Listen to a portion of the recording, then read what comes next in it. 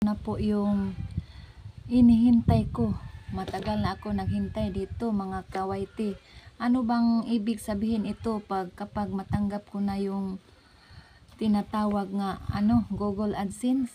Ano ba ang ibig sabihin nito? Paano ba ito gawin o paano ba ito para saan ba ito?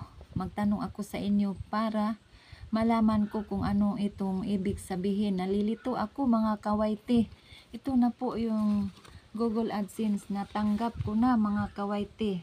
Ano ba itong ibig sabihin pag natanggap ko na ito? Para saan ba ito mga kawaiti? Para maliwanagan ako. Pasensya na kayo mga kawaiti, hindi po ako marunong mag-Tagalog. Parang saksak sinaging ba? Parang hindi mabigla, hindi malubos pag magsalita ako ng Tagalog. Ito na po yung Google AdSense nga matagal ko nang hinihintay mga kawaiti ba. Ano ba itong ibig sabihin? O pinakita ko na lang sa inyo. Yan. Matagal na ako dito sa aking YouTube channel mga kawaiti, pero wala pa din. Hindi pa ako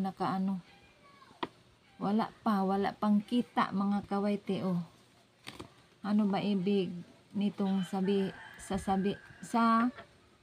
ano bang ibig sabihin ito na-receive ko na.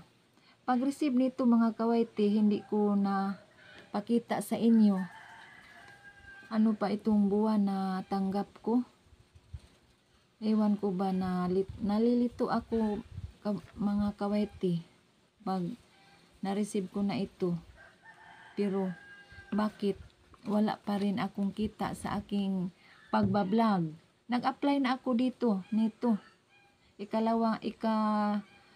Ikadalawang receive ko na ito mga kawaiti. Pero dati pag receive ko nito, hindi ko na ina-vlog man siguro, hindi ko na pakita sa inyo kung dapat magtanong ako kung anong gagawin ko.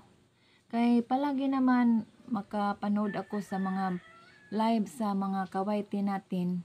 Nagtanong sila sa akin, bakit daw hindi pa ako nakasahod? Bakit daw hindi pa ako kumikita sa aking bahay na maliit? Iwan ko kung bakit. Wala namang manonood sa aking mga upload mga kawaiti. Yan ang problema.